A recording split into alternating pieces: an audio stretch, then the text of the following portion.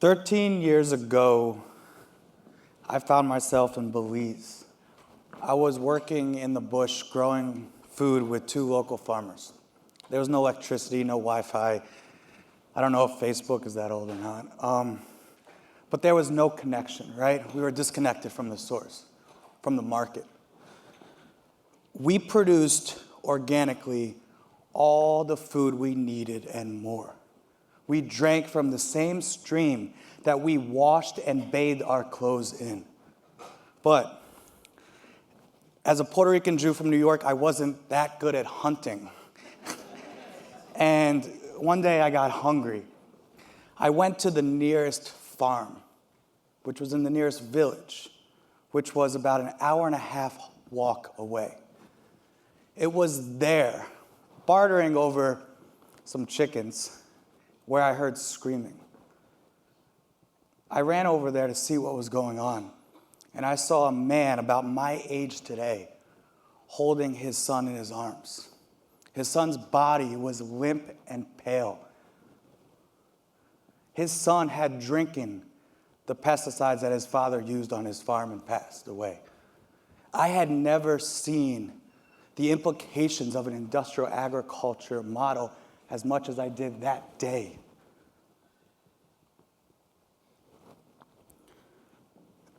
I realized something, that there's 2 faces of agriculture. There is one of justice and one of injustice. There's monocultures and then there's polycultures. There's sustainable organic food communities, rural economies, decentralized from this vast oppressive market. But guess what? They have farmers at the helm. They celebrate the culture of agriculture. But you have this other side that somehow takes over. It's an oppressive system that doesn't even outproduce the peasants all over the world. That system is of monocultures, is dependencies on toxic chemicals, right? The problems that we face today are a result of that system. And that system is there because it has eradicated the culture of agriculture. It has displaced farmers from the helm of agriculture. I went off to learn about that culture. I went off to learn about what farmers who had their own autonomy, who had the control over their food system, what they were doing different, right? I took off and I visited probably over 2,000 farmers in 30 countries around the world to learn from them. I met Bedouin farmers that can taste rocks from the desert and know which ones would fertilize which trees. I met an Indian couple that bought an abandoned pebble mine where you couldn't even take a shovel and break the ground. And that day, when I visited them, they were growing root crops and over 120 varieties of vegetables in the sexiest soil I've ever seen. They didn't buy any inputs. They built it themselves. But there's one story that I want to share with you right now. And that's of this farmer. This was like a hero. This was folklore. I kept hearing about him. And it was in Vietnam. It took me about 8 to 9 months to find this guy. When I found him, it looked like a normal pig house. And we walked in, and he stopped me and he said, "Do you smell that?" And I said, "Smell what?" He said, "Exactly. Here's a pig house that had no odor." We walked down the aisle. He jumped over the pen into the pig den, and he lifted up the bedding, and he held it up, and he said, "Come, smell this." I smelled it. It smelled sweet. There was no odor, and he said, "I've never changed that pig bedding, not once."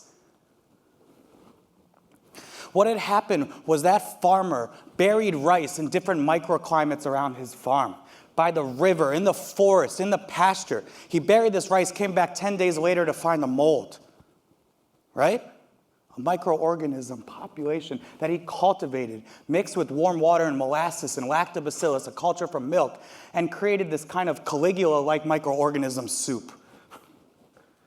He then sprayed it on the bedding, and it wasn't about disinfection.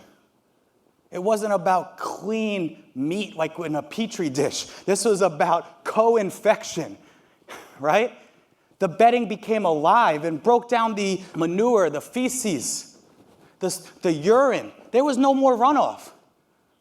But these techniques, these innovations are happening in a silo, right? Nobody's hearing about them because there's no market industry backing it up. When a farmer innovates, she creates a system that is not only environmentally sound, it is socially just. It is just as much about racial justice, gender justice. It is just about community resiliency. It is not just about an environmental sustainability. And we as a community, we as a food movement have to recognize that this food movement is about farmer autonomy and about farmer rights. We have to support them to shape a food system.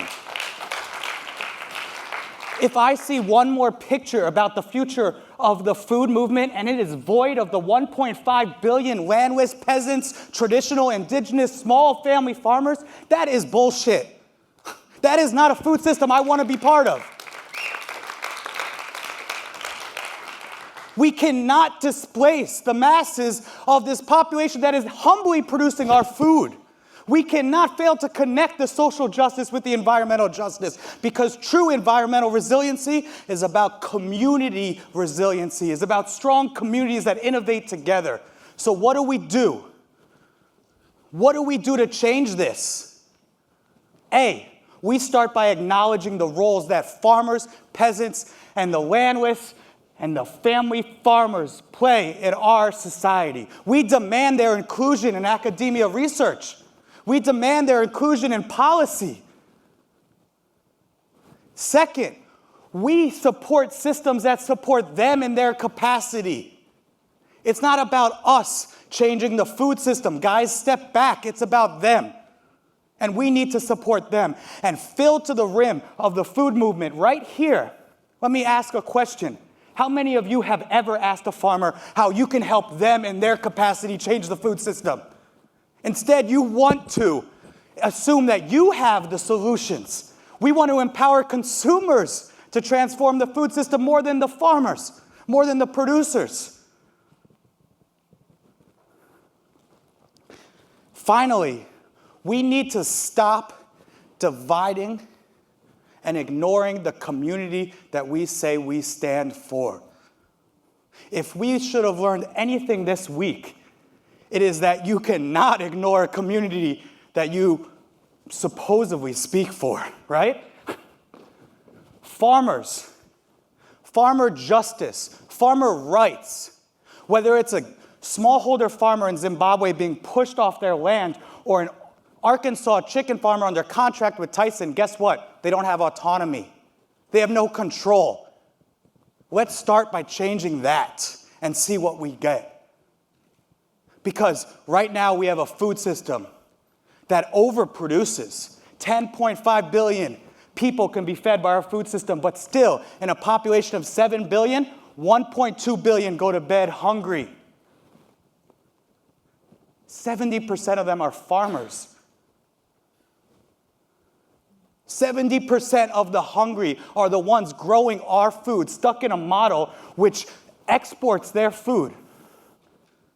Stuck in a model which treats them without respect and dignity. Agriculture needs to bring back the culture. That is the foundation of what we're here for. That's the food movement. So please remember that changing the food movement starts with changing how we view the world's farmers. Thank you.